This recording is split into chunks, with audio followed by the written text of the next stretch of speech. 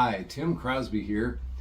And before I get into today's topic, I want to give a shout out to Hairfest, we just came back from a conference and I got this really cool bandana, so I'm going to wear it today. Anyway, today's topic is, I'm calling it a primer for lap steel guitar. And we're going to talk about some stuff. I mean, there's lots of instruction videos out there that I recommend, books I recommend, teachers that I recommend for lap steel. But there's a lot of really interesting sort of detail-y stuff about the lap steel that it's fun to know. So I thought that's what we would do today. We would talk about it. So, start with a little bit of history. The lap steel guitar was invented by the Hawaiians. In fact, in the early part of the 1900s, it was not called lap steel, it was actually called Hawaiian guitar. If you went to a guitar store, department store, whatever, to buy a guitar, they would ask you, do you want Hawaiian or Spanish? And that's what they called it in those days. The Spanish guitar was one with a round neck that you set on your lap and you played it with your fingers. And the Hawaiian guitar was one that you laid flat on your lap and you played it with a steel. I gotta say, excuse me, I've gotta say, one of the reasons that I chose this topic today is because in a lot of ways, the lap steel is my backup plan guitar. So while we were gone the other day, I did this. I cut my finger. So those of us who play stringed instruments with our fingers, it's good to have a backup plan if you need to play music and you have an owie. I have an owie. So we're going to talk about how you play the guitar without using your fingers. You can use a bar. We'll get back to this topic of what kind of bar. So the Hawaiians invented it. The Hawaiians sort of invented playing guitars in open tunings, also often known as slack key guitar, which you play with your fingers. And there are several theories, none of which have been backed up by any kind of evidence. So my favorite one that I have chosen is that some Paniolo, a Hawaiian cowboy, which is another source of interesting historical research. Some Hawaiian cowboy was sitting around the campfire in the evening with his guitar on his lap, tuned in an open tuning, doing something with his pocket knife, and he thought, I wonder what it would sound like if I took my pocket knife and slid it on the strings of the guitar. And thus, the Hawaiian guitar was born. Other theories include the use of a railroad spike. Look it up. It's some fun history. So, the Hawaiian guitar, the lap steel guitar, and it has evolved since the 1920s and 30s to be this wonderful, big, branching instruments, I've got several instruments here I want to share with you. So I was going to start out with kind of an original version, a regular guitar. This is a regular guitar made out of mahogany, and it's set up as a Hawaiian guitar. What does that mean? Well, the first thing that it means is an open tuning. And the second thing that it means these days is there's this little gizmo called a nut extender. So if you have a regular guitar, you want to dabble in playing Hawaiian style, lap steel style, get one of these. They're cheap. You can get them at any music store.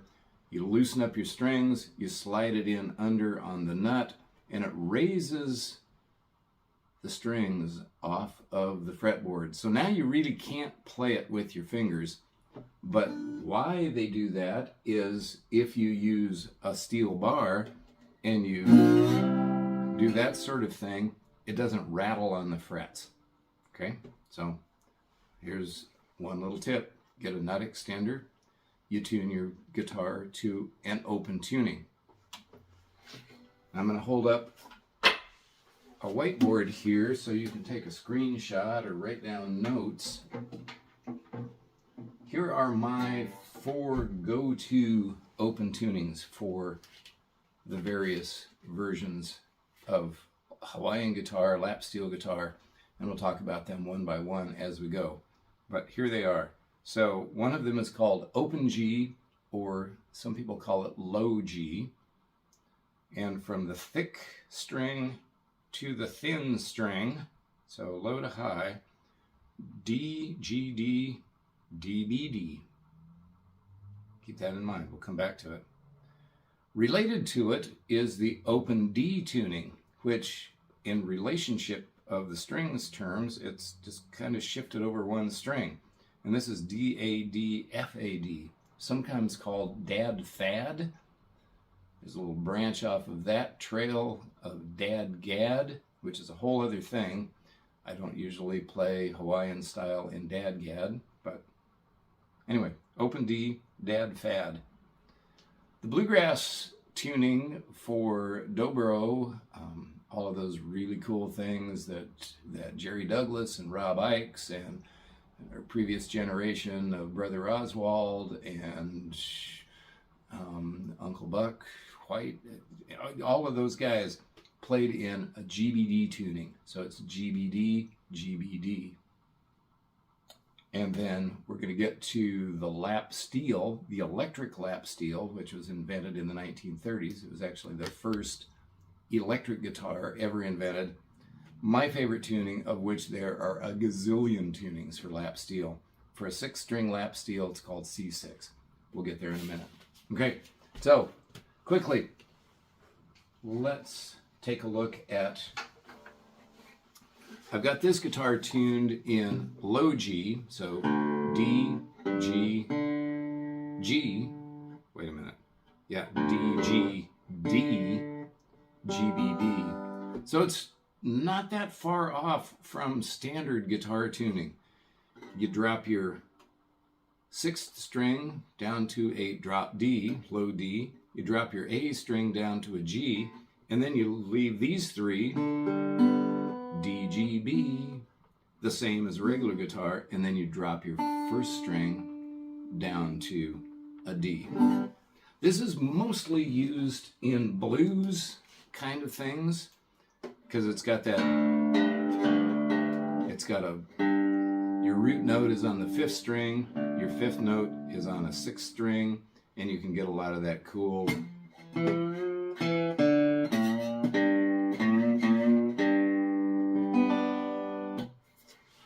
so there's your low G tuning.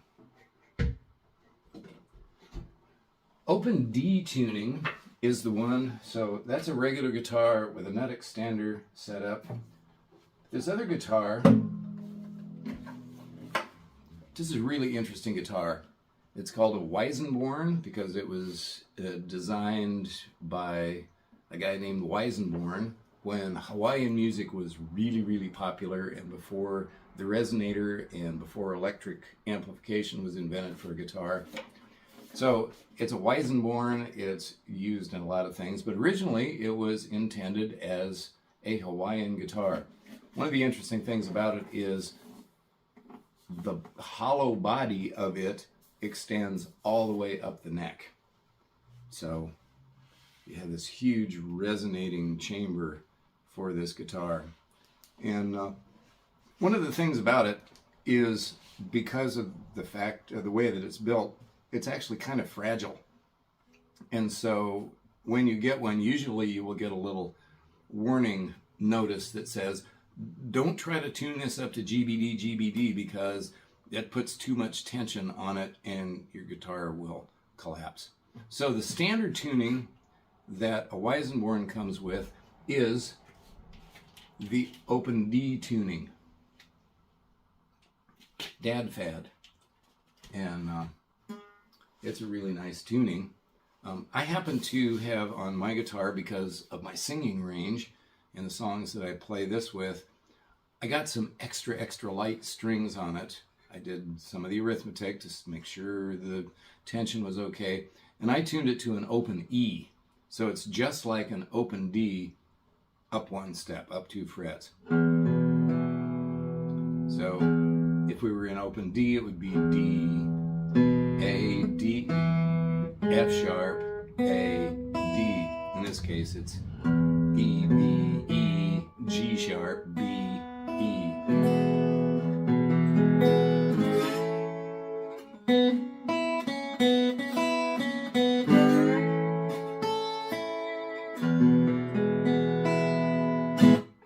So that's the Weissenborn. Then we come to the famous Dopura brothers, a couple of really inventive fellows from, I think, Hungary. Look them up. And their contribution to Hawaiian guitars, lap steel guitars, was the spun aluminum resonator.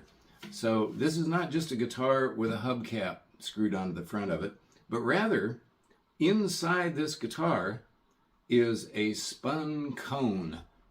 It's exactly the same technology that is inside speakers, your stereo speakers, your amplifier speakers if you play guitar with an amplifier, or even the itty bitty little teeny tiny speakers inside your cell phone. It's a piece of aluminum that's spun in a cone shape, and then the bridge either sits on the top of the cone. There are two kinds of them. One cone goes this way, the other cone goes this way. This one happens to have what's called a spider cone. And the way that works is the cone shoots its sound out here just like the speakers. Look in your stereo, if you've got stereo speakers or something, look at them, and it's a paper cone. This is spun aluminum.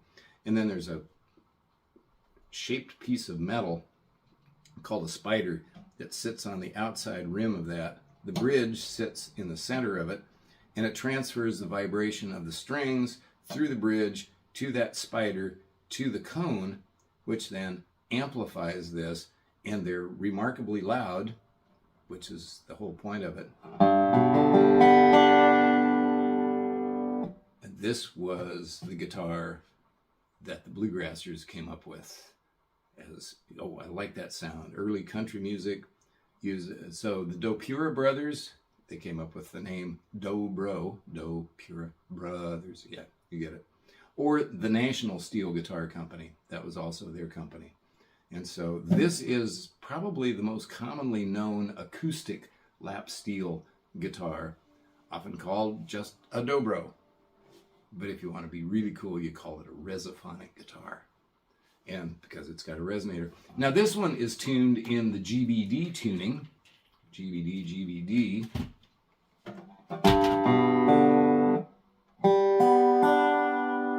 And so banjo players love this instrument because it's got all the same notes in the same places as playing banjo. And that's where, you know, you...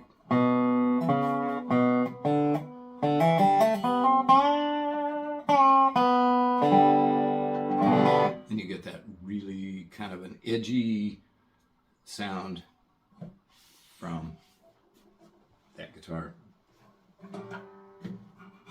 Then in the 1930s, as I briefly mentioned earlier, the very first electric guitar that was ever invented was in fact invented as a lap steel guitar. And the cool thing is, once you have this electric pickup in place, this is what picks up the vibrations of the strings electrically, sends it down through the wire to the amplifier where it is electronically amplified. Oh, and inside, you can't see it probably in the camera, but inside this box here, this amplifier box, is another cone. It's made out of paper, and that amplifies the sound. So now you don't have to have a wooden instrument. You don't have to have all of this fancy woodworking to amplify the sound. All you need is the electric pickup. And so most electric guitars of all sorts, whether it's a lap steel or Stratocaster or any solid body electric guitar is basically just a 2x6 with an electric pickup put in it. So, and in this case, as it was, why did that cut out? Must be the electronics. Oh, there we go. It gets really loud, or soft, because it's all electric. And this is the sound that we hear in today's country music. And actually in the hotel yesterday, I heard a reggae song coming over the sound system that also had a lap steel or perhaps a pedal steel guitar.